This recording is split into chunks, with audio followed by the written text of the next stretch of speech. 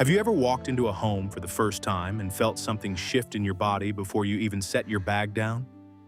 Your shoulders drop half an inch. Your breathing slows without you deciding it should.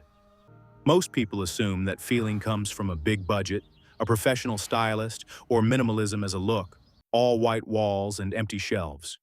It doesn't. Researchers who study cortisol, the hormone your body releases under stress, found something that quietly proves this. A UCLA team spent years inside dozens of ordinary homes and found that the more visible household objects a space contained, the higher a resident's stress hormone levels ran throughout the day, regardless of how big or expensive the home was. So today, 10 reasons a Japanese home can produce that shoulders drop feeling, reasons that have almost nothing to do with how much money went into the room. And number 10 is the one that quietly overrides every other item on this list, the real answer hiding underneath the other 9. Stay for that one, because it changes how you should think about everything before it. Number 1. The threshold does more work than you think. In a Japanese home, there's a small sunken entryway called a Genkan, just past the front door, where shoes come off before another step is taken. It looks like a practical detail, it's actually a psychological one. Crossing that threshold is a physical cue that tells your nervous system the outside world stays outside, left behind at a specific marked point, rather than dissolving vaguely somewhere in the hallway. Most Western homes have no equivalent, no clear line where out there ends and in here begins. So the tension of the day walks straight through the living room with you, shoes and all, still clinging to your shoulders while you try to unwind on the sofa. Number 2. Emptiness is treated as a decision, not a gap. There's a concept called meaningful pause, meaningful space. In music, it's the silence between notes, the pause that makes the next note land. In a room, it's the deliberately bare stretch of floor or wall that nobody's rushing to fill with a lamp, a frame, or a plant. Most people look at empty space and feel an almost automatic urge to solve it, to put something there because nothing there feels like an unfinished task. Ma treats that urge as the actual problem, not the empty space. The emptiness was never missing anything. Number 3. Walls are allowed to say nothing. This is Yohaku no Bai, the beauty of blank space, a close cousin of Ma that applies specifically to what your eyes land on as they scan a room. A wall with one small piece and a large amount of nothing around it isn't unfinished, it's composed, deliberately weighted toward absence. Fill every wall edge to edge with frames and shelves, and your eyes never get a place to stop scanning, constantly moving from object to object without landing. Leave deliberate blank space around the one thing that matters, and your eyes finally have somewhere to rest between glances. Number 4.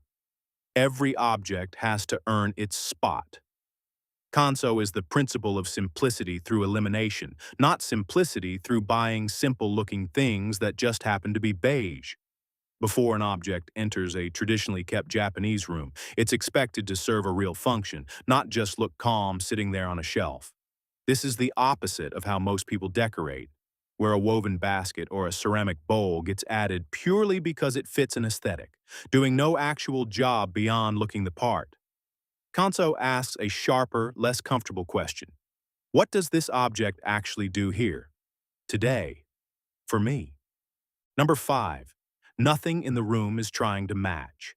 Fukinsei, asymmetry, is a deliberate rejection of the matched furniture set, the identical lamp pair, the perfectly centered arrangement. A slightly uneven shelf arrangement, a chair that doesn't mirror its pair, a vase placed off-center rather than dead middle.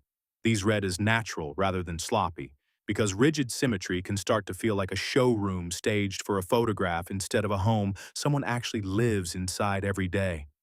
Number 6. Objects are chosen to whisper, not perform.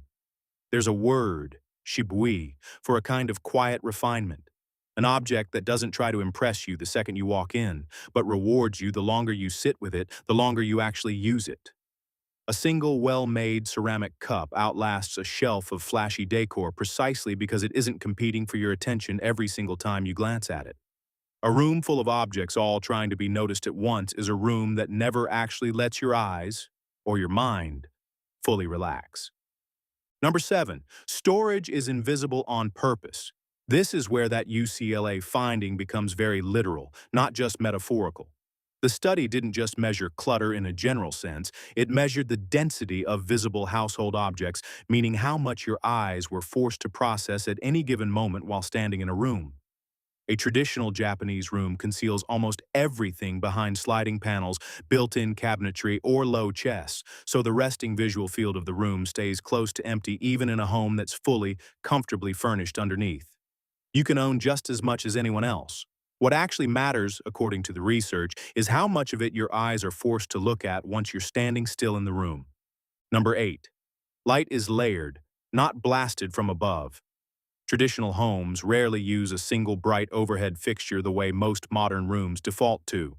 Light comes low, indirect, and diffused, historically filtered through paper shoji screens that soften direct sunlight into something even and gentle across the whole room rather than harsh in one spot. A single harsh overhead light makes a room feel like it's being inspected, every corner exposed under one flat beam. Soft, layered light coming from multiple lower sources makes a room feel like it's actually being lived in, at whatever hour you happen to be sitting in it. Number 9. The outside is quietly pulled in. Shakkei, borrowed scenery, is the practice of designing a window or a garden view so the landscape beyond the house becomes part of the room's composition, not something separate happening outside the glass. A home that visually connects to trees, sky, or even a single potted tree through one deliberately framed window feels larger and calmer than the square footage on paper would ever suggest, because your eyes read continuity, one space flowing into the next instead of a hard stop where the wall meets the world.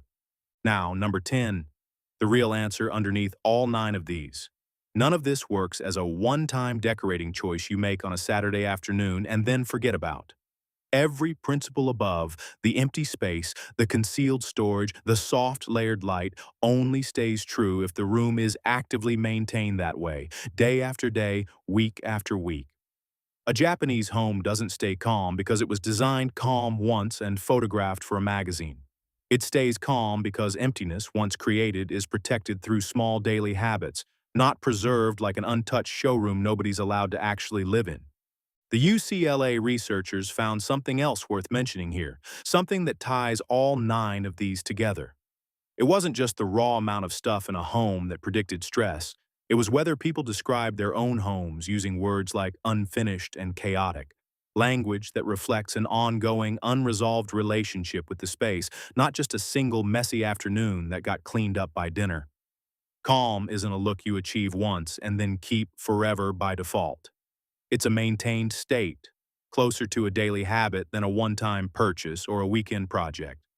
So if you take one thing from this video, it's not buy less stuff and it's not repaint everything white. It's this.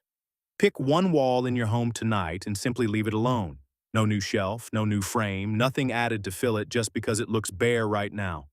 Just let it stay quiet for one full week and notice, honestly, what that single small choice does to how the whole room feels every time you walk past it. Comment quiet and tell me which of these 10 actually surprised you, and share this with someone whose home has too much going on for its own good.